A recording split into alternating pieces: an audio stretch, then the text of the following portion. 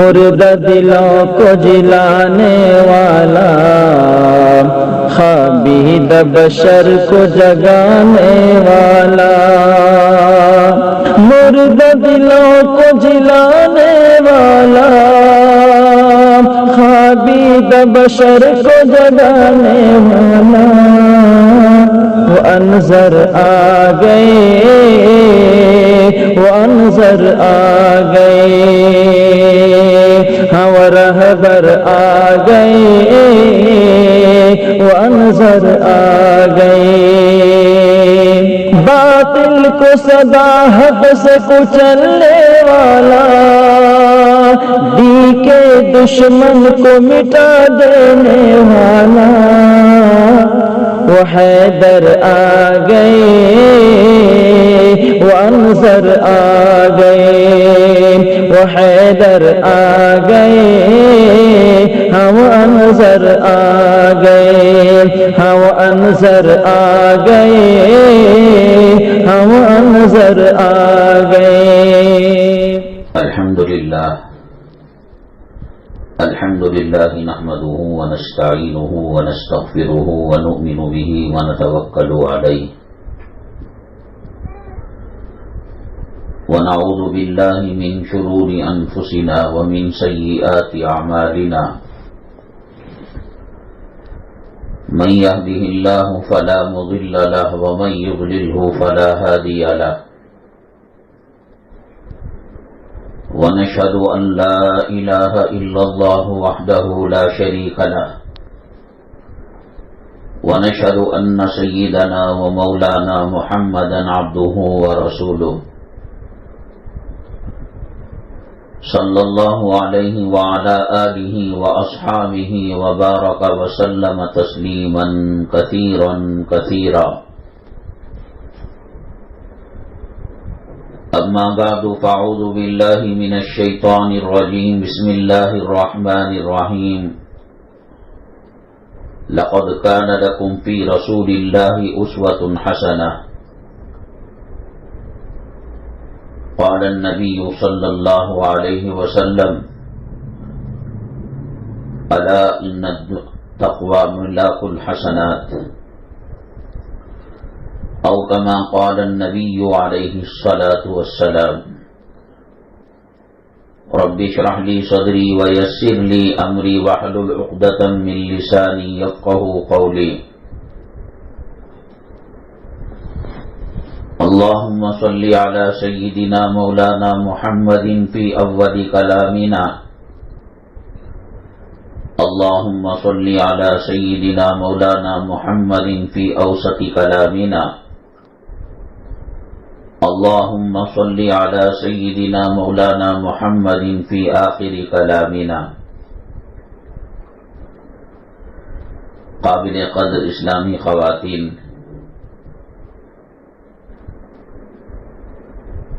عربی مہینوں کے اعتبار سے، قمری تاریخ کے اعتبار سے ربیع الاول کا مہینہ چل رہا ہے اور اس کی بھی 7 تاریخیں گزر چکی ہیں، اور یہی وہ مہینہ ہے جس مہینے میں زیادہ تر علماء کرام نے بیان فرمایا نبی کریم سید الاولین سید الآخرین شافی محشر ساقی کوثر سید الانس والجن جناب محمد الرسول اللہ صلی اللہ علیہ وسلم کی ولادت باسعادت 12 ربیع الاول کو ہوئی۔ ایسی جو اسلامی تاریخیں آتی ہیں، 17 رمضان المبارک بدر کا واقعہ پیش آیا، محرم کی 10 تاریخ کو کربلا کا واقعہ پیش آیا، شعبان کی 15 تاریخ کو شب برات رہتی ہے۔ خاص طور سے گھریلو خواتین کی، مسلم ماؤں کی ذمہ داری ہوتی ہے کہ وہ اپنے بچوں کو ان تاریخ کے بارے میں بتائے، کربلا کیا ہے، شب برات کیا ہے، حضرت ابراہیم علیہ السلام کی قربانی کیا ہے، اور ہماری قربانی حضرت ابراہیم اور حضرت اسماعیل علیہ السلام سے جا کر کیوں ملتی ہے۔ شریعت کی تمام چیزیں نبی کریم جناب محمد الرسول اللہ صلی اللہ علیہ وسلم سے جا کر ملتی ہیں۔ ہماری نماز، ہمارا روزہ، ہماری تلاوت، ہمارا وضو کرنا، ہمارا غسل کرنا، ہمارے نفلی روزے، فرض کے روزے، لیکن قربانی اس سے آگے بڑھ کر سیدنا ابراہیم علی نبینا علیہ السلام اور سیدنا اسماعیل علی نبینا علیہ السلام سے جا کر ملتی ہے۔ بچوں کو اسلامی تاریخ کے بارے میں خوب ذہن نشین کرانا چاہیے۔ رمضان کو قرآن کا مہینہ کیوں کہتے ہیں؟ پہلی وحی کہاں نازل ہوئی؟ اسلامی معلومات کی کتابیں ہمارے علماء دین کے مشورے سے خرید کر، ورنہ اسلام کے نام پر عیسائیوں نے، یہودیوں نے، نصارہ نے، اسلام مسلمان دشمنوں نے سینکڑوں کتابیں لکھ دیں۔ بات ہوگی نبی کریم صلی اللہ علیہ وسلم کی سیرت کی، بیان کرتے کرتے بیچ میں اپنی کچھ چیزیں چھوڑ دیں گے اس میں۔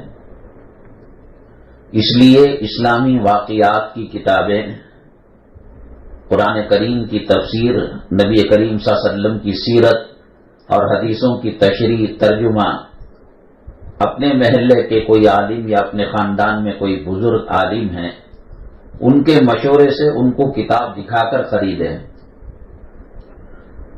آپ جانتے ہیں اللہ کی کتاب کلام پاک کتنی مرتبہ کوشش کی گئی، ٹکر لی گئی کلام پاک سے کہ اس کو ختم کر کر اپنی کتاب کو رائج کرے۔ الفرقان نام کی قرآن امریکی لوگوں نے شائع کیا۔ جگہ جگہ پر دھوکہ ہے، اسلام مسلمان دشمن پھن پھیلائے بیٹھے ہیں۔ کوئی اور تاریخ جانے نہ جانے، نبی کریم صلی اللہ علیہ وسلم کی ماں کا نام کیا تھا، باپ کا نام کیا تھا، والدہ کا انتقال کب ہوا، والد کا انتقال کب ہوا۔ اگر ہم اسلامی تاریخ نہیں بتائیں گے، سیرت نہیں بتائیں گے، دین نہیں بتائیں گے، وہ فلموں کو دیکھ کر، ڈراموں کو دیکھ کر، کارٹونوں کو دیکھ کر ان کی عظمتوں کو دل میں بٹھا لیں گے۔ فلم تو فلم ہوتی ہے، ایک ناٹک ہوتا ہے کہ ایک ہیرو 17 دشمنوں کو مار گراتا ہے اور جیت جاتا ہے۔ بچوں کو کیا پتا کہ پردے کے پیچھے کی حقیقت کیا ہے، یہ ناٹک کر رہے ہیں یا ڈرامہ کر رہے ہیں، ان کو کچھ پتا نہیں۔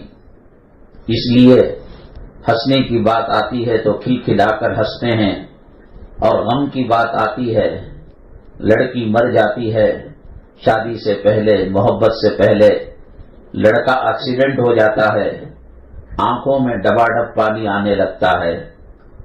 جن کے سامنے موت کی یاد سے آنکھوں میں پانی نہیں آتا، قبر کی یاد سے پانی نہیں آتا، آخرت کی یاد سے پانی نہیں آتا، یہ ڈرامے والوں کو دیکھ دیکھ کر روتے ہیں، ہنستے ہیں، اور ان کے دل سادہ ہوتے ہیں، ان کی تختی سادہ بورڈ کی طرح ہوتی ہے، اس میں الف لکھو لکھا جائے گا، ABCD لکھو لکھا جائے گا، جانور کی تصویر ڈالو ڈالی جائے گی، انسان کی تصویر ڈالو ڈالی جائے گی۔ خاص کر آج کے ماحول میں جو اس بات کی کوششیں کی جا رہی ہیں کہ مسلمان پھر سے دوبارہ الیاذ باللہ وہ اسلام کو چھوڑ دے، کلمے کو چھوڑ دے۔ اگر بچپن سے ہم قرآن کی عظمت، قرآن کی محبت، نبی کی سیرت کے نقوش اس کے سادہ دل پر نہیں ڈالیں گے، آئندہ کوئی اچکنے والا آرام سے اچک لے گا۔ پالتو بکری کو اگر مضبوطی سے کھوٹے سے نہیں باندھیں گے اور بکری ایسے ہی بے مہار رہے گی تو کوئی بھی اس کو اٹھا کر لے جائے گا۔ جس تجوری کے اندر سونے چاندی کے زیورات ہیں، روپیہ پیسہ ہے، اسے تالا مضبوط نہیں ڈالا جائے گا، کوئی چور کوئی بھی اچکا اس کو اٹھا کر لے جائے گا۔ بازار سے کوئی آدمی گوشت خریدے اور بغیر پالیتھین کے، کور کے، تھیلی میں رکھے بغیر کھلا لے کر آئے تو کوئی چیل، کوئی کوا، کوئی کتا اس کو اٹھا کر لے جائے گا۔ بہت بڑی ذمہ داری ہے ہماری اسلامی ماں اور بہنوں کی کہ گھر کے ماحول کو اسلامی ماحول بنائیں۔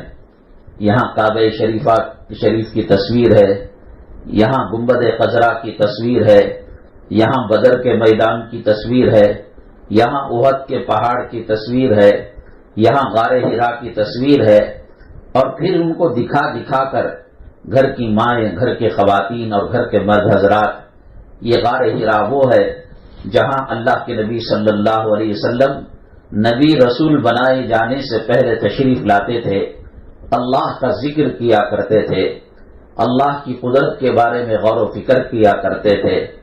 یہ احد کا پہاڑ ہے، اس پہاڑ کو اللہ کے نبی صلی اللہ علیہ وسلم سے بے پناہ محبت ہے، اور نبی کریم صلی اللہ علیہ وسلم بھی اس پہاڑ سے بے پناہ محبت کرتے ہیں، اور کہا کہ یہ پہاڑ جنتی پہاڑ ہے۔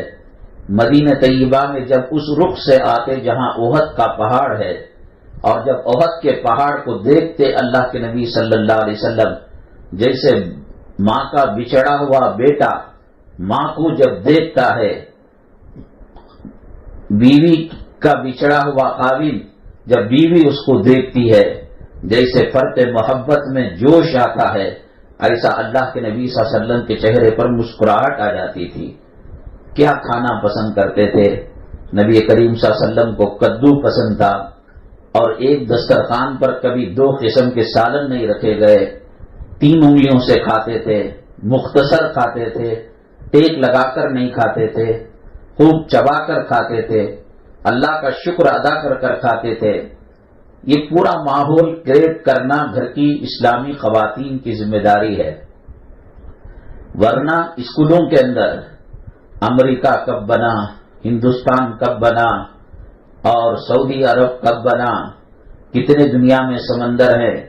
ٹھیک ہے، اللہ کی قدرت کو پہچاننے کے لیے اس کو جانا جاتا ہے، پہچانا جاتا ہے، لیکن ایسا بھی نہیں ہے کہ مسلم بچوں کے دلوں میں دنیا کے نقوش تو بیٹھ جائیں اور ان کو اس بات کا پتہ نہ ہو کہ نبی کریم جناب محمد الرسول اللہ صلی اللہ علیہ وسلم کی ولادت باسعادت کب ہوئی، آپ نے کتنی شادیاں فرمائی، آپ کے لڑکوں کا نام کیا ہے، آپ کی لڑکیوں کا نام کیا ہے۔ ذخیرہ معلومات ایک کتاب ہے، آپ یاد رکھ لیجئے گا، کتاب کا نام ہے ذخیرہ معلومات۔ میں سمجھتا ہوں کہ 7 زمین 7 آسمان کے خزانے اردو زبان میں ہے، انٹرنیٹ میں بھی ڈاؤن لوڈ کی جا سکتی ہے یہ کتاب۔ ایک ایک چیز حضرت آدم علیہ السلام سے لے کر قیامت تک کے بڑے بڑے حادثوں کو اور بڑی بڑی چیزوں کو 2-3 جلدوں کے اندر لکھنے والے نے جمع کر دیا ہے۔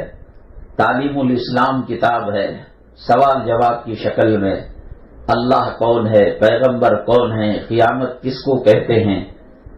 رات کو بجائے ٹی وی دیکھنے کے سونے سے قبل تمام کو وضو کرا کر ایک 5 منٹ کی تعلیم کی جائے، حکایت صحابہ، فضائل اعمال کے صحابہ کرام کے واقعات، تو بچوں کے خون کے قطرے قطرے میں قرآن کی محبت ہوتی ہے، اسلام کی محبت ہوتی ہے۔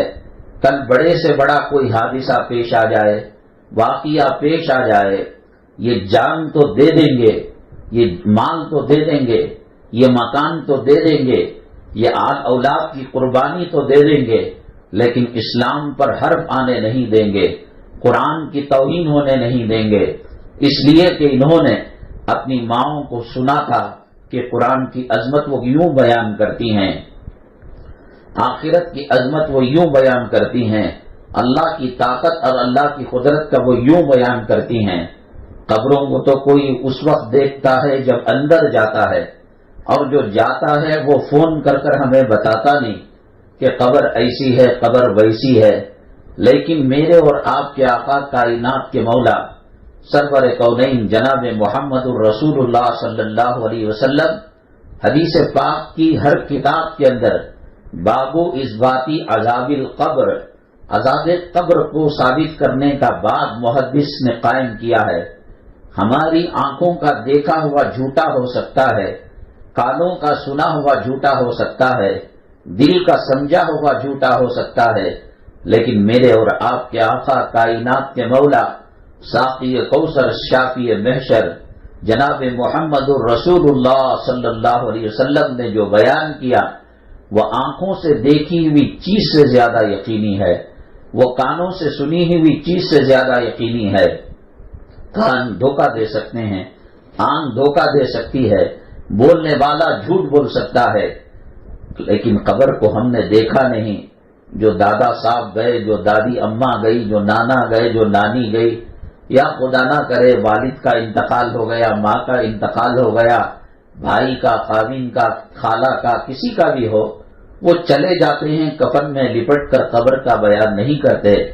اللہ کے نبی جناب محمد الرسول اللہ صلی اللہ علیہ وسلم نے تو بیان کیا ہے۔ حضرت سعد رضی اللہ تعالیٰ عنہ ایک صحابی ہیں، نبی کریم صلی اللہ علیہ وسلم کے انتقال ہوا، نماز جنازہ کی صفوں کو درست کر دیا گیا۔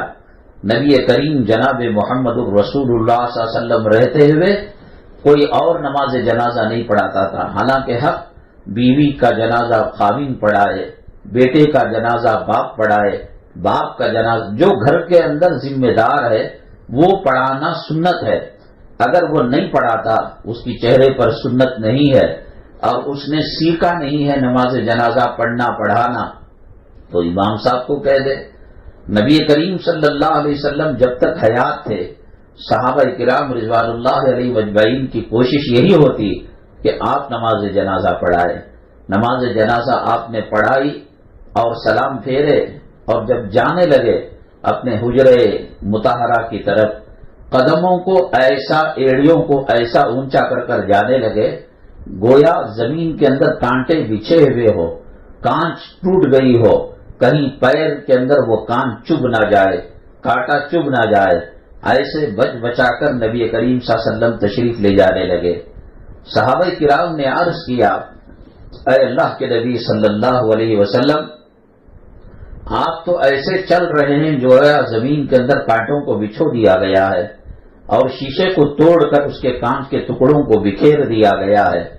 اللہ کے نبی صلی اللہ علیہ وسلم نے فرمایا، میرا صحابی سعد اللہ کو اتنا پسندیدہ تھا، اللہ کو اتنا محبوب تھا، اللہ کا اتنا برگزیدہ بندہ تھا کہ جب سعد کا انتقال ہوا تو ساتوں آسمانوں کے فرشتے رونے لگے غم سے حضرت سعد رضی اللہ تعالیٰ عنہ کے انتقال پر، اور اللہ تعالیٰ نے 70,000 فرشتوں کو بھیجا کہ جاؤ حضرات صحابہ کرام کی صفوں میں کھڑے ہو کر حضرت سعد رضی اللہ تعالیٰ عنہ کا نماز جنازہ پڑھو۔ تو اب یہ جو میں بچ بچا کر چل رہا ہوں، یہاں فرشتے بہت زیادہ تعداد میں ہیں، چھوٹے سے گھر کے اندر زیادہ لوگ آ جائے آدمی کو بچ بچ کر چلنا پڑتا ہے۔ 70,000 فرشتے چھوٹی سی مسجد کے صحن میں احاطے میں آئے تو اللہ کے نبی صلی اللہ علیہ وسلم فرمانے لگے، میں بچ بچا کر چل رہا ہوں کہ 70,000 فرشتے ابھی نماز پڑھ کر واپس ہو رہے ہیں۔ اس کے بعد اللہ کے نبی صلی اللہ علیہ وسلم تدفین کے موقع پر گئے، ان کو دفن کرنے کے لیے گئے۔ جب مٹی ڈال دی گئی، اللہ کے نبی صلی اللہ علیہ وسلم نے فرمایا، سعد کے لیے دعا کرو کہ منکر نکیر ان کو سوال کر رہے ہیں، اللہ تعالیٰ ان کو جواب دینے میں آسانی نصیب فرمائے۔ صحابہ کرام نے عرض کیا، اے اللہ کے نبی صلی اللہ علیہ وسلم، حضرت سعد تو بڑے برگزیدہ بندے تھے، بڑے متقی بندے تھے، بڑے پرہیزگار بندے تھے، آپ کو چاہتے تھے، اللہ کو چاہتے تھے، اللہ بھی ان سے محبت کرتا تھا اور آپ بھی ان سے محبت کرتے تھے، اور ان کا مقام یہ نکلا کہ 70,000 فرشتے آسمان سے ان کی نماز جنازہ پڑھنے کے لیے تشریف لائے۔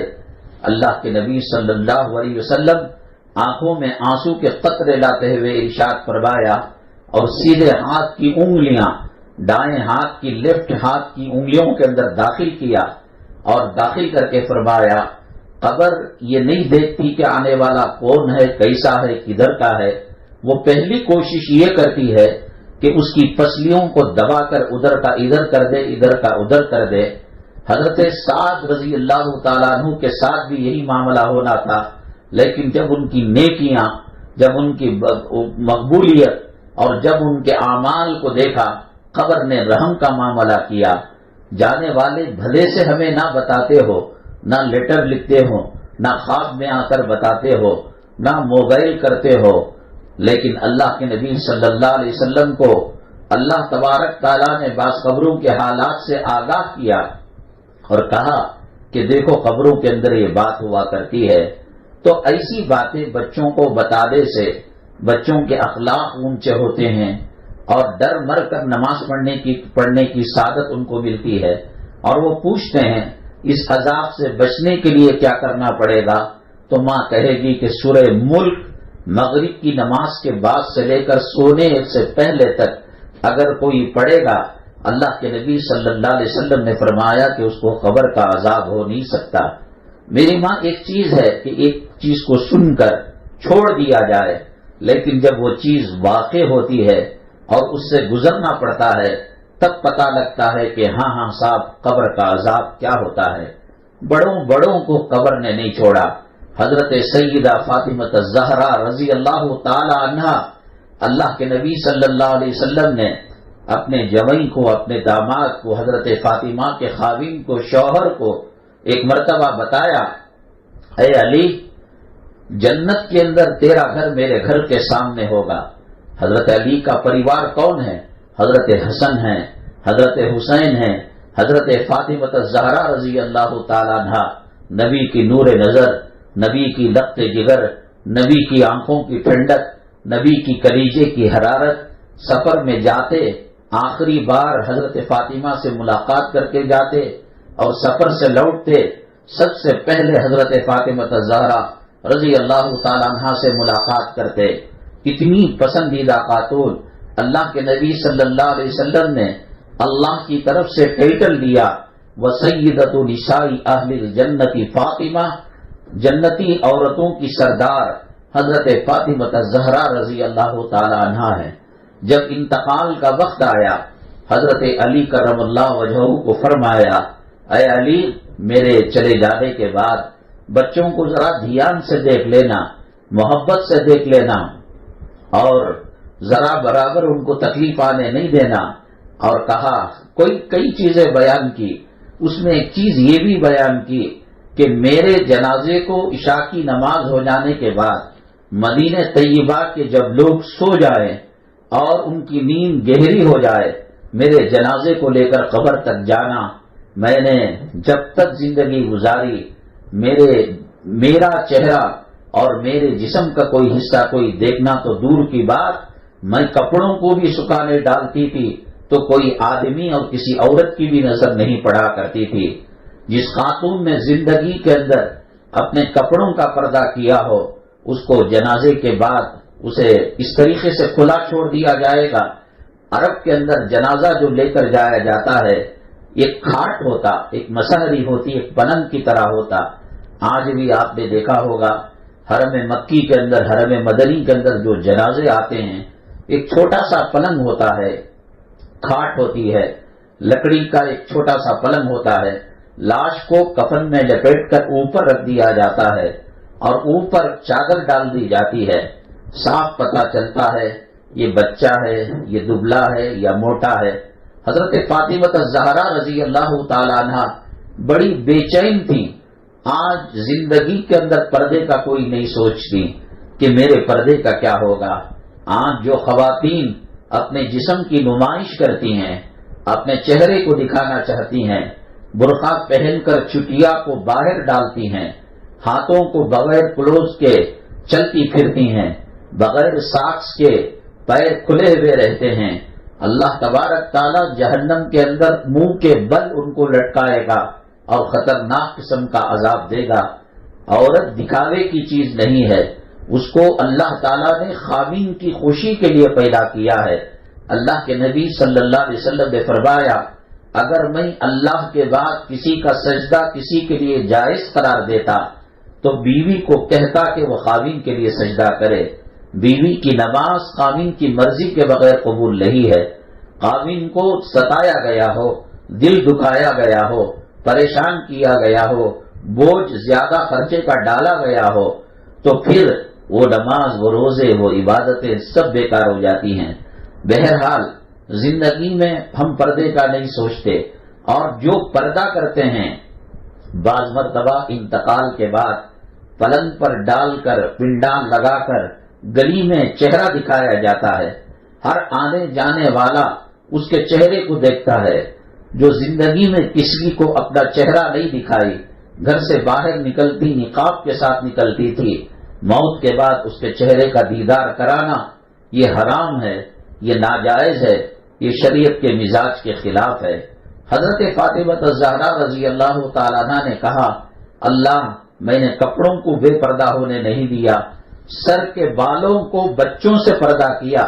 نہ حضرت حسن نے سر کے بال دیکھے حضرت فاطمہ الزہرا کے، نہ حضرت حسین نے دیکھے، حالانکہ سر کا وضو کے جو اعضاء ہیں، منہ دھویا جاتا ہے، گٹھے تک ہاتھ دھویا جاتا ہے، کوہنیوں تک دھویا جاتا ہے، پیر دھوئے جاتے ہیں، اتنے حصے باپ کو، بھائی کو، محرم کو، بچوں کو دکھ جاتا ہے تو کوئی پرواہ کی بات نہیں ہے۔ لیکن فرماتی ہیں کہ میں نے اپنے سر کے بالوں کا پردہ تک گلی کے لوگ، محلے کے لوگ، مدینہ طیبہ کے لوگ تو دور کی بات، میرے بچوں کو تک میرے سر کے بال نہیں دکھائے۔ اللہ کیا مرنے کے بعد میں بے پردہ ہو جاؤں گی؟ بڑی متفکر تھی۔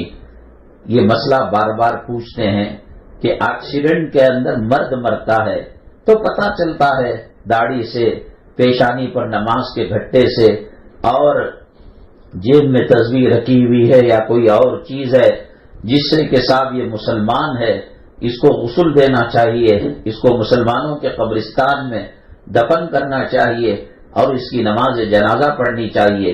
لیکن عورت کو کیسے پتہ چلے گا؟ یہ ہمیشہ رمضان المبارک میں جب تراویح کے بعد سوال جواب کا سیشن ہوتا ہے اور وہ وقت ہوتا ہے تو ہر مرتبہ کم و بیش یہ سوال آتا ہے۔ میں شروع ہی سے کہتا ہوں جو عزت کی زندگی گزارے گا اللہ تعالیٰ اسے ایسی ذلت کی موت نہیں دے سکتا۔ جس نے اپنی زندگی کے اندر عصمت کا سودا کیا ہو، پاک دامنی کا سودا کیا ہو، بے حیائی کو پسند کیا ہو، حضرت فاطمہ الزہرا رضی اللہ تعالیٰ عنہ کی چادر کو پسند نہ کیا ہو، اللہ کے نبی صلی اللہ علیہ وسلم کے گھرانے کی عورتوں کی شرم و حیا کی چادر کو پسند نہ کیا ہو، ممکن ہے اس کے ساتھ ایسا واقعہ پیش آئے کہ ہائی وے کے اندر ایکسیڈنٹ ہو جائے، نہ جسم پر پردہ ہو، نہ اسلام کی کوئی علامت ہو، نہ مسلمان ہونے کی کوئی پہچان ہو، اور پھر قریب کے گاؤں کے لوگ اس لاش پر قبضہ کر کر خدا نہ کرے مسان کے اندر دفن کر دیں یا آگ کے اندر جلا کر کریا کرم کر دیں۔ جو عورت اللہ سے ڈر کر اپنی عزت کا پاس رکھتی ہے، اپنی عفت اور پاک دامنی کی حفاظت کرتی ہے، سر کے بالوں سے لے کر انگوٹھے کے ناخن تک چھپائے رکھتی ہے اپنے آپ کو، اور خامین کے لیے بنتی ہے، سنورتی ہے۔ اللہ کے نبی صلی اللہ علیہ وسلم نے جنتی عورتوں کی خصوصیات بیان کرتے ہوئے ارشاد فرمایا کہ جنتی عورت وہ ہے خامین اس کو دیکھے تو اس کے دل میں مسرت پیدا ہو جائے اور اس کے چہرے پر خوشی کے آثار پیدا ہو جائے۔ اس کو بنایا ہی گیا ہے خامین کو رضامند کرنے کے لیے، خامین کو خوش کرنے کے لیے، اسی لیے کہا گیا جائز طور پر نہ کسی طریقے سے اگر خامین کو ناراض کرتی ہے تو اس کے اعمال اللہ کے یہاں قبول لے۔ حضرت فاطمہ رضی اللہ تعالیٰ عنہ بہت پریشان ہوئی، غالباً ام ایمن یا کوئی اور صحابیہ ہیں، انہوں نے کہا فاطمہ گھبرانے کی بات نہیں، میں حبشہ میں رہا کرتی تھی، حبشہ کے اندر جب خواتین کے جنازے نکلتے تو جیسے مچھردانی کو ڈالا جاتا ہے ہمارے یہاں، اس طریقے سے بانس کی لکڑیاں کھڑا کر کر کپڑے سے پردہ کر دیا جاتا ہے، دیکھنے والے کو پتہ ہی نہیں لگتا کہ اس کے اندر کس کی لاش ہے، موٹی ہے، پتلی ہے، لمبی ہے، دبلی ہے، تب جا کر راحت کی سانس لی حضرت فاطمہ الزہرا رضی اللہ تعالی عنہا نے، اور وصیت کی کہ ایک تو میرے جنازے کو رات میں نکالا جائے، اور دوسرا جیسے حبشہ کو لوگ اپنے جنازے کا پردہ کراتے ہیں خواتین کا، ایسے کرایا جائے۔ بہرحال یوں کرتے، ایسا کرتے، ویسا کرتے قبرستان پہنچایا گیا اور قبر کھودی گئی۔ اس کے بعد حضرت فاطمہ الزہرا رضی اللہ تعالیٰ عنہ کی مبارک لاش مبارک کو رکھا گیا اور مٹی ڈال دی گئی، تو ایک صحابی سے رہا نہیں گیا۔ اللہ کے نبی صلی اللہ علیہ وسلم کی لخت جگر ہے، نور نظر ہے، آنکھوں کی ٹھنڈک ہے، جسم کا لوتھڑا ہے، جسم کا گوشت کا ایک حصہ ہے، بے پناہ محبت کرتے تھے اللہ کے نبی صلی اللہ علیہ وسلم۔ اور کون باپ اپنی بیٹی سے محبت نہیں کرتا، اور یہ بیٹی جنتی شہزادی ہو اور دین کے لیے اور باپ کی خدمت کے لیے اور بچوں کو متقی پرہیزگار بنانے کے لیے، دین کا داعی اور مجاہد اور غازی بنانے کے لیے اپنی زندگی لگا دی ہو، گھر کے اندر 3 دن کا فقر و فاقہ ہو، زبان پر ایک حرف نہ آتا ہو، اور بے کسی اور مجبوری، محتاجی اور پریشانی کی زندگی جس نے گزاری ہو اللہ کی رضا کے لیے، اس کا مقام و مرتبہ کیا ہوگا۔ صحابی سے رہا نہ گیا۔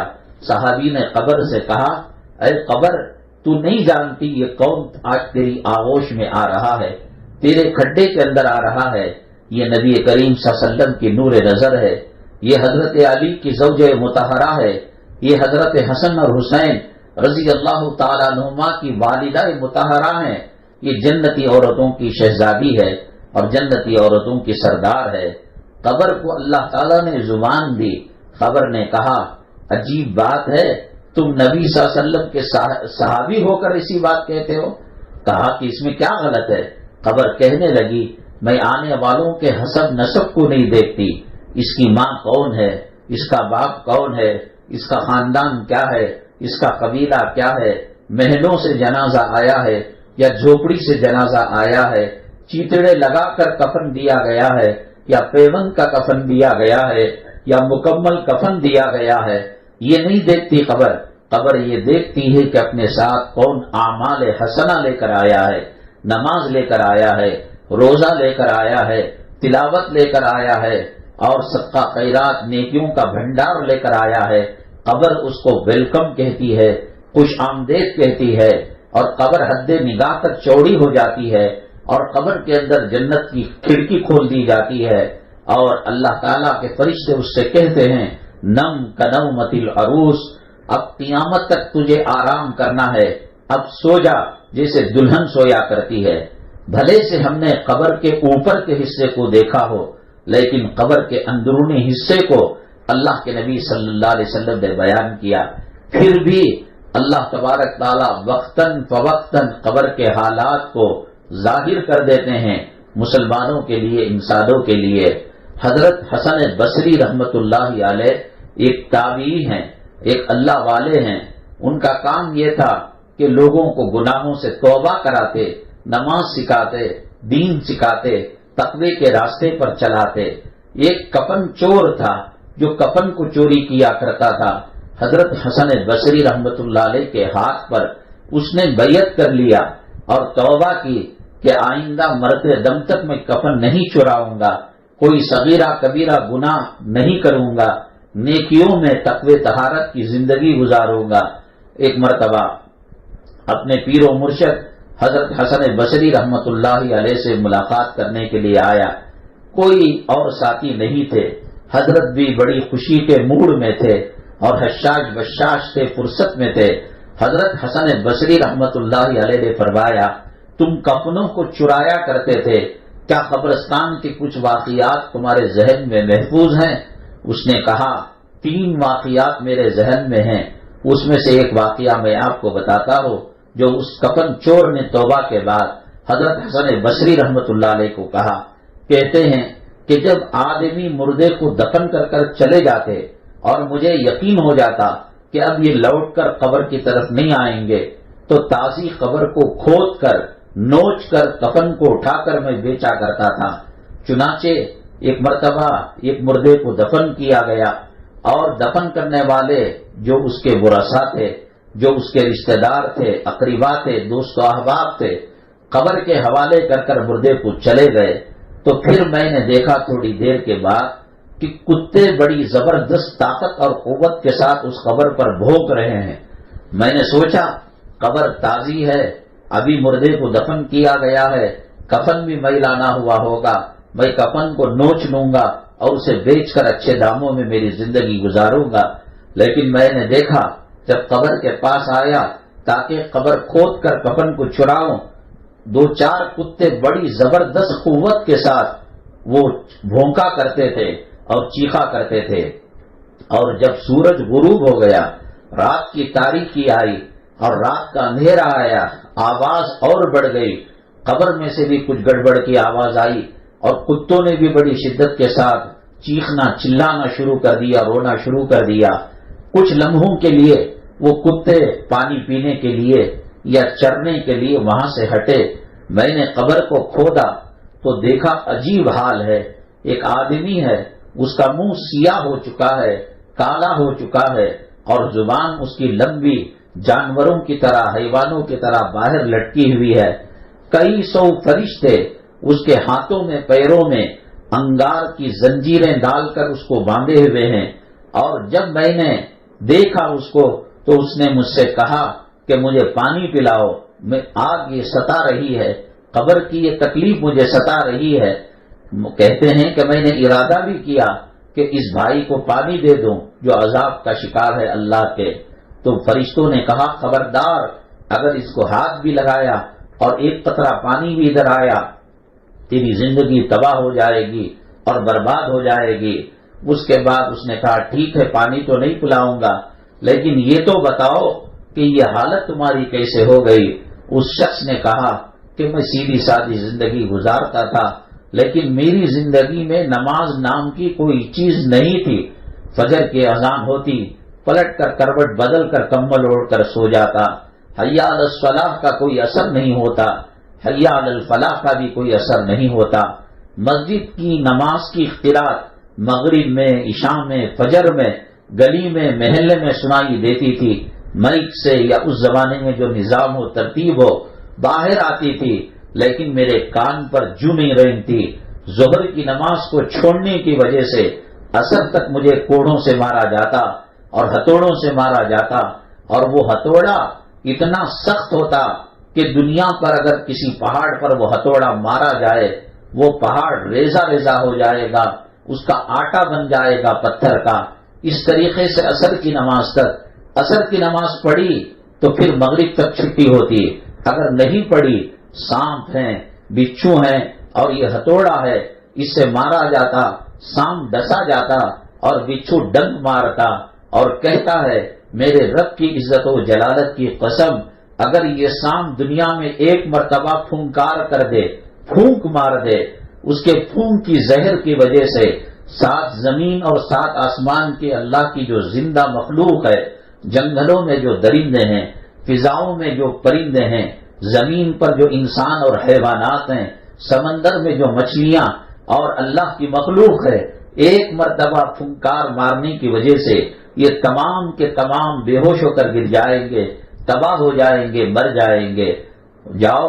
پھر اس کے بعد اس کفن چور نے کہا تم تو اب اس عذاب میں مبتلا ہو، اللہ تمہارے ساتھ رحم کا معاملہ کرے، بتاؤ میں دنیا کی طرف جا رہا ہوں، حضرت حسن بصری کے ہاتھ پر توبہ کرنے جا رہا ہوں، تمہارا کیا میسج ہے، تمہارا کیا پیغام ہے زندہ انسانوں کے لیے؟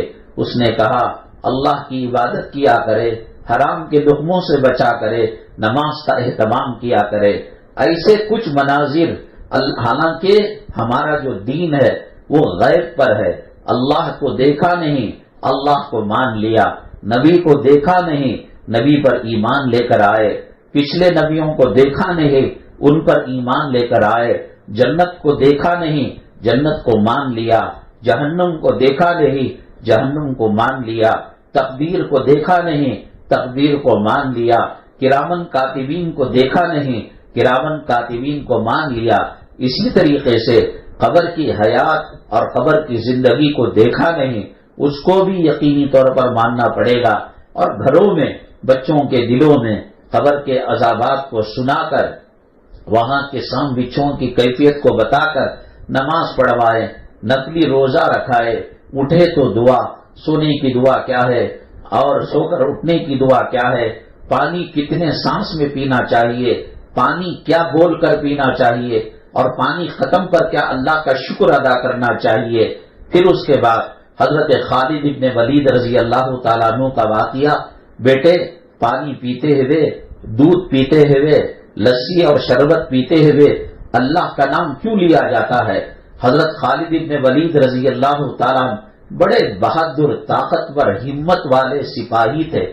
اسلام جب لے کر آئے تو کافروں نے کہا کہ اسلام کی سچائی آپ کے پاس کیا ہے؟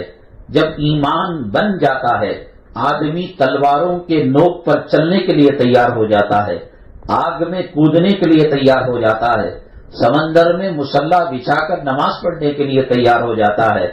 تو کہا خالد ابن ولید رضی اللہ تعالیٰ عنہ نے، جیسے چاہے آزما لو، ہم جو ہے انشاءاللہ ایک قدم پیچھے نہیں ہٹیں گے۔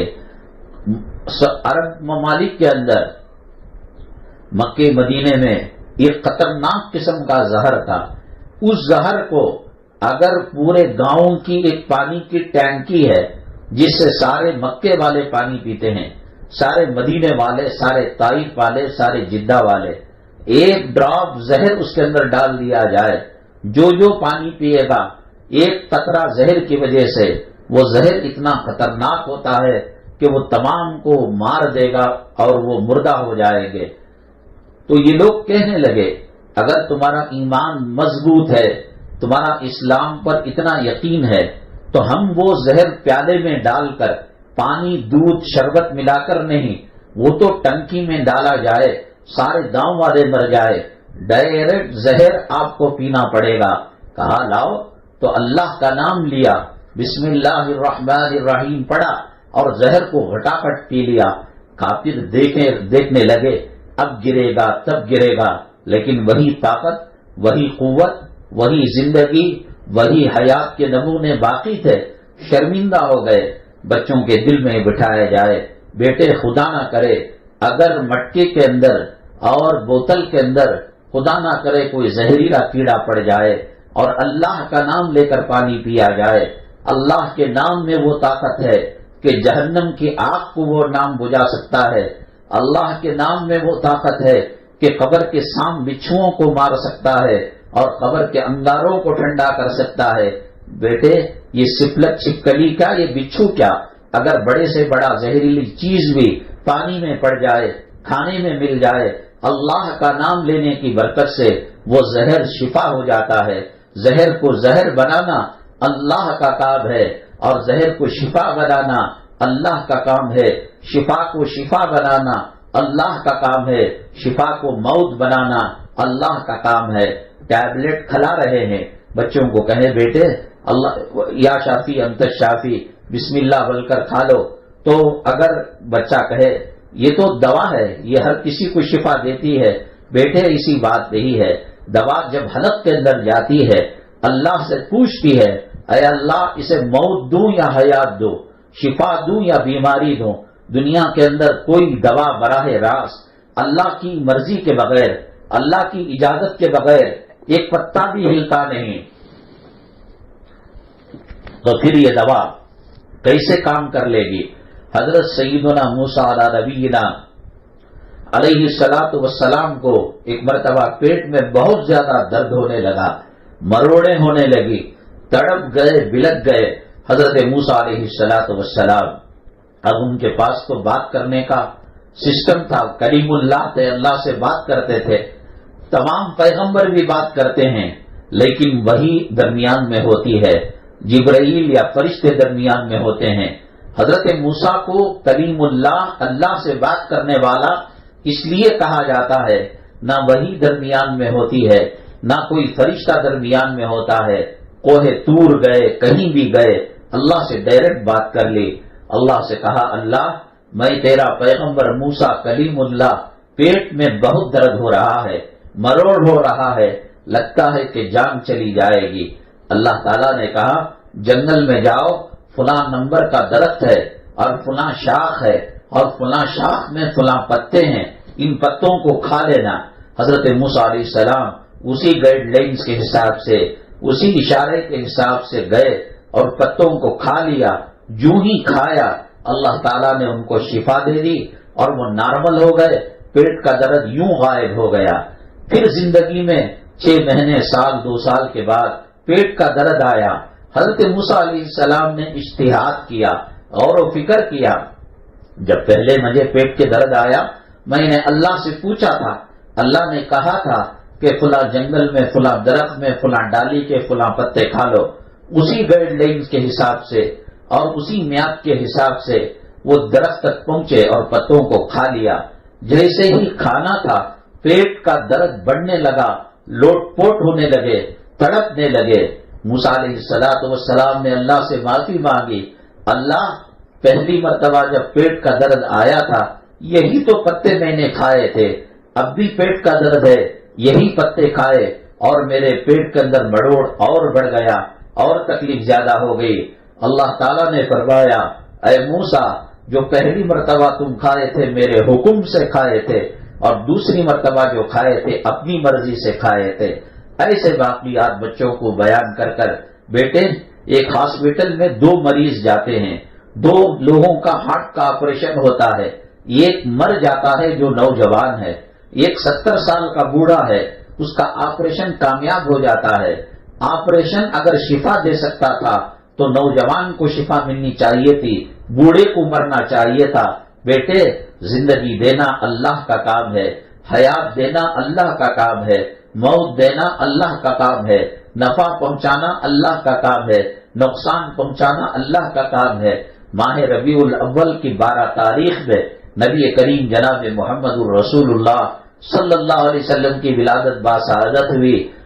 آپ کی سیرت، آپ کا کردار، آپ کے اخلاق، آپ کی مکی زندگی، آپ کی مدنی زندگی، آپ کی گھریلو زندگی، آپ کی بازار کی زندگی، آپ کیا ہدایت فرماتے تھے مسلمانوں کو کھانے میں، پینے میں، دوا کرنے میں، بیوی کا حق کیا ہے، خادم کا حق کیا ہے، اولاد کا حق کیا ہے، ماں باپ کا حق کیا ہے، دنیا سے کتنی محبت کرنی چاہیے اور دنیا میں کیا بنانا چاہیے، کیا نہیں بنانا چاہیے، یہ فاؤنڈیشن بچوں کے دلوں پر ڈال دیں گے اور خون کے قطرے قطرے میں قرآن کی عظمت، قرآن کی محبت، نبی کریم صلی اللہ علیہ وسلم پر چلتے پھرتے اٹھتے بیٹھتے۔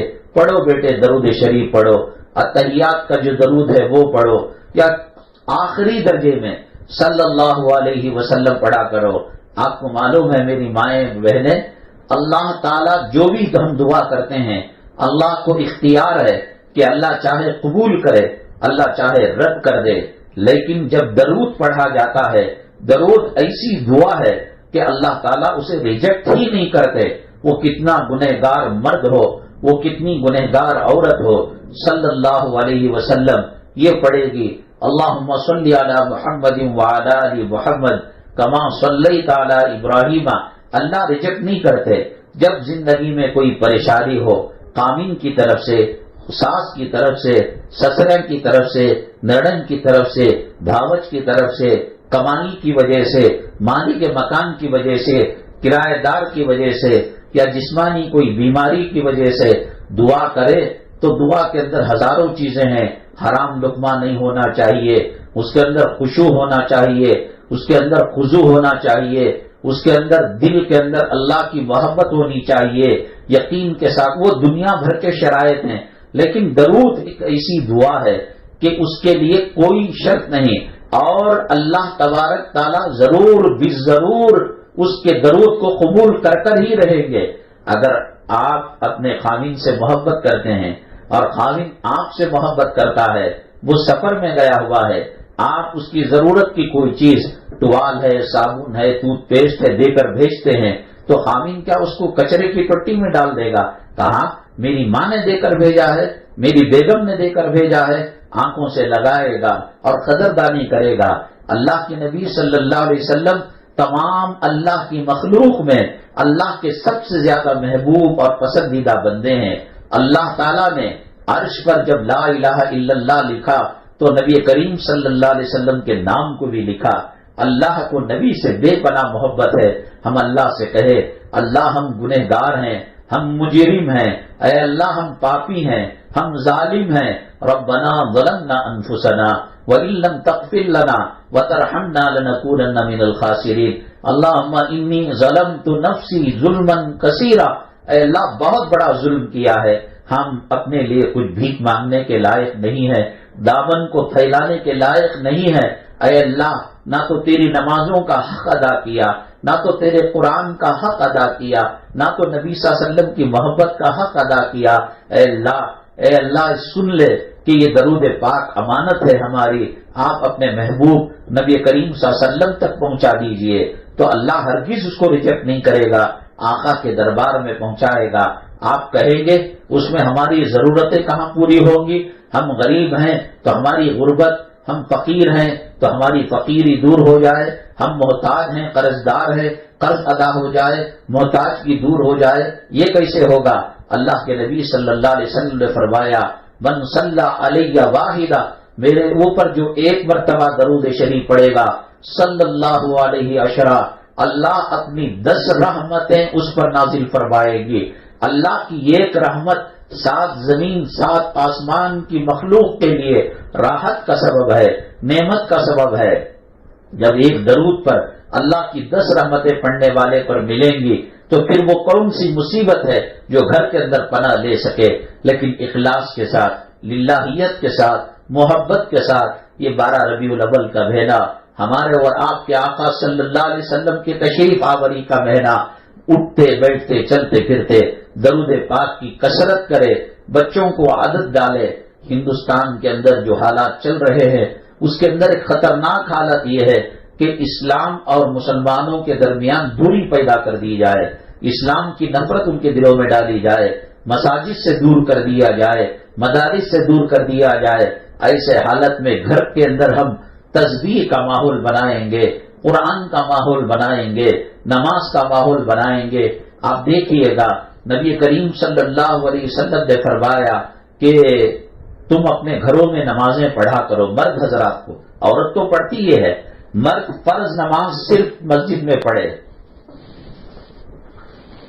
فجر کی 2 رکعت فرض ہے وہ مسجد میں پڑھے، اس سے پہلے والی سنت گھر پر پڑھ کر جائے. ظہر کی 4 رکعت پہلے کی سنتیں گھر پر پڑھے، فرض 4 رکعت مسجد میں پڑھے، اس کے بعد 2 رکعت سنت 2 رکعت نفل گھر میں آ کر پڑھے. کیوں؟ بچے جب باپ کو ماں کو نماز پڑھتے ہوئے دیکھیں گے، سجدہ کرتے ہوئے دیکھیں گے، بچوں کی عادت نقل اتارنے کی ہے، کاپی کرنے کی ہے. جب ماں اور باپ کو نماز پڑھتے ہوئے دیکھیں گے وہ بھی کہیں گے ہمیں بھی جانی ماز دو. بچوں کا جانی ماز کی دکانوں میں ملتا ہے. یا حج و عمرے کے لیے کوئی جائے ان سے کہیں آپ کہ ہمیں دنیا کا کوئی کھلونا، ٹیپ ریکارڈ، فلاں VCR یہ سب بلا بدتر نہیں، ہمیں بچوں کی جانی ماز لے کر آئیے. ہمیں وہاں سے کفن کا کپڑا کعبے کو چھو کر نبی کریم صلی اللہ علیہ وسلم کے روزے کو، جالی کی دھول کو چھو کر لے کر آئیے، یہ مانگیے گا. تو چھوٹی جانی ماز بچھا دیا، ننھی منی بچی 2 سال کی، 2.5 سال کی، 3 سال کی، ماں کو سجدہ کرتا ہوا دیکھ کر یہ سجدے میں پڑے گی، اللہ کی رحمت نچھاور ہو جائے گی. باپ کو سجدہ کرتا ہوا دیکھ کر یہ چھوٹا سا 5-6 سال کا بچہ سجدے میں جائے گا. ماں باپ کو قرآن پڑھتا ہوا دیکھ کر یہ ہاتھ کے اندر رحل رکھ کر کوئی کتاب نورانی قاعدہ یا یاسین یا کوئی بھی کتاب یا پرچہ لے کر یہ ڈلے گا، اللہ اللہ کہے گا. میرے رب کی قسم ان کو نہ کسی تعویذ کی ضرورت ہے، نہ کسی بندش کی ضرورت ہے. اللہ کی رحمتیں، اللہ کی برکتیں اس گھر پر متوجہ ہوگی. بہرحال میری مائیں اور بہنیں، ربیع الاول کی 12 تاریخ آ رہی ہے. وہ دن کوئی خاص عید کا دن نہیں ہے اور کوئی تہوار منانے کا دن نہیں ہے. اللہ کے نبی صلی اللہ علیہ وسلم نے فرمایا ہر قوم کے لیے ایک عید، ایک تہوار ہے. میری امت کے لیے 2 عیدیں، عید الضحیٰ اور عید الفطر، 2 تہوار ہیں اور 2 عیدیں ہیں. لیکن پھر بھی چونکہ ہمیں نبی کریم صلی اللہ علیہ وسلم سے محبت ہے، آپ کی اداؤں سے محبت ہے، آپ کی زلفوں سے محبت ہے، آپ کی عبادت سے محبت ہے، آپ کے لباس سے پسند محبت ہے، آپ کے کھانے پینے سے محبت ہے.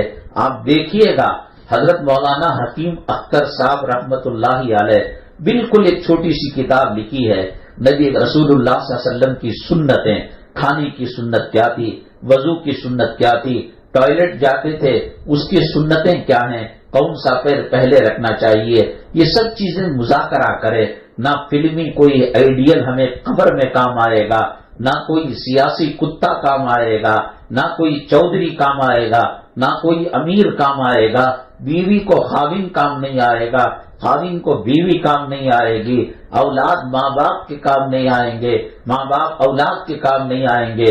جو ہم اللہ اللہ کر لیا کریں گے، جو ہم تلاوت کر لیا کریں گے، جو ہم نماز پڑھ لیا کریں گے، جو ہم صدقہ خیرات کر لیا کریں گے، بس یہ چیزیں آخرت کا ذخیرہ اور آخرت کے سفر کا توشہ ہے. مت پڑیے دنیا کے پیچھے، یہ دنیا ہمیں تباہ کر کے رکھ دے گی، برباد کر کے رکھ دے گی. لے رہا ہے پراپرٹی لے لے، میری خبر کو تو چھین نہیں سکتا، میری گاڑی کو لے رہا ہے تو لے لے، میرے جنازے کو تو چھین نہیں سکتا. لے رہا ہے لباس لے لے، کپڑا لتا لے لے، کھول دو بیرو، کہو جاؤ اٹھا کر لے جاؤ، لیکن کل میرے کفن کو تو ہاتھ نہیں ڈال سکتے. یہ کفن ہمیشہ کا لباس ہے، یہ لباس جمعہ سے جمعہ تک شاید چلے گا، یہ لباس شاید ہفتہ اور اتوار چلے گا، اور لیکن وہ کفن جس کے اندر مردے کو لپیٹا جاتا ہے صبح قیامت تک اس کو چلنا ہے.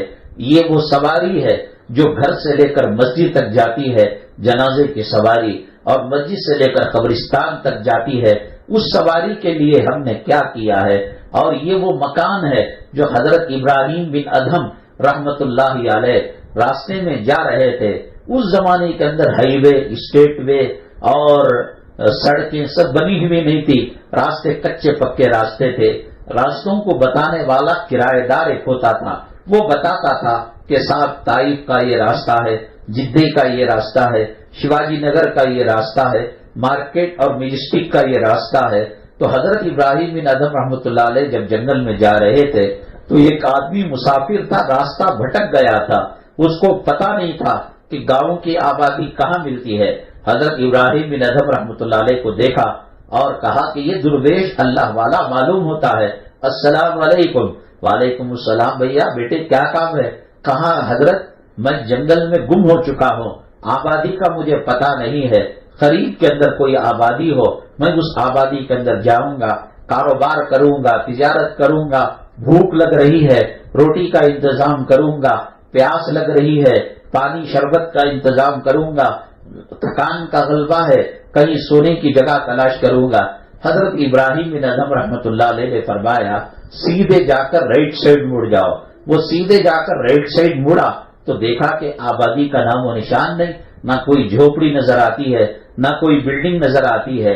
اور جب غور سے دیکھا تو دیکھا کہ وہاں پرانا قبرستان ہے جہاں مردوں کو دفن کیا گیا ہے. وہ بڑا جل گیا، بھن گیا. وہ امیر تھا، وہ تاجر تھا، وہ متکبر تھا، وہ مغرور تھا. وہ آیا حضرت ابراہیم بن ادہم رحمۃ اللہ علیہ کو ایک تھپڑ رسید کیا. کم وقت بوڑھے کہیں کہ میں تجھے اللہ والا سمجھ رہا تھا اور تو نے مجھے قبرستان کا پتہ بتا دیا. حضرت ابراہیم بن ادہم رحمۃ اللہ علیہ فرماتے ہیں بیٹے دنیا میں 30 سال 40 سال 50 سال 70 سال رہنا ہے، یہ وہ جگہ ہے، یہ وہ منزل ہے، یہ وہ بنگلہ ہے اور یہ وہ کوٹھی ہے کہ جس کے اندر ہزاروں سال تم کو رہنا ہے. یہ وہ آبادی ہے جہاں تمہاری زندگی قیامت تک کے لیے گزرنا ہے. دنیا کے گھروں میں رہنے کے لیے اے سی لگایا جاتا ہے، پنکھا لگایا جاتا ہے، ماربل لگایا جاتا ہے. بیٹے اس کے لیے تم نے کیا تیاری کی؟ وہ بھی زار و قطار رونے لگا، توبہ اللہ کر لیا. اللہ تبارک تعالی ہمیں اپنے نیک بندوں میں شمار فرمائے. نبی کریم صلی اللہ علیہ وسلم سے سچی پکی محبت کرنے کی توفیق نصیب فرمائے. آپ کے نمونے پر، آپ کی زندگی پر، آپ کے اسوہ حسنہ پر اللہ تبارک تعالی ہمیں چلنے کی توفیق نصیب فرمائے. ایمان پر ثابت قدمی نصیب فرمائے، ایمان پر خاتمہ نصیب فرمائے. اللہ ہمارے گھریلو پریشانیوں کو دور فرمائے اور شادیوں کے مسائل حل فرمائے اور تنگدستی کو دور فرمائے. کسی خاتون نے پوچھا ہے رات کے اندر خواب برے آتے ہیں، اس کے لیے وضو کرے اور نماز کی حالت نہ ہو تب بھی وضو کرے اور کسی سے کہے کہ آیت الکرسی اور سیدھے کان میں اذان اور الٹے کان میں اقامت پڑھ کر پھونکے، انشاءاللہ شیطان قریب نہیں آئے گا. الحمدللہ رب العالمین والصلاة والسلام على سید المرسلین وعلى آلہ وصحبہ اجمعین ومن تبعهم بإحسان إلى يوم الدين. اللهم ارحم امة محمد صلی اللہ علیہ وسلم. اللهم اصلح امة محمد صلی اللہ علیہ وسلم. اللهم فرج عن امة محمد صلی اللہ علیہ وسلم. سبحان ربک رب العزة عما يصفون وسلام علی المرسلین والحمد للہ رب العالمین. وہ حیدر آ گئے، وہ انصر آ گئے، وہ حیدر آ گئے، ہم انصر آ گئے، ہم انصر آ گئے، ہم انصر آ گئے.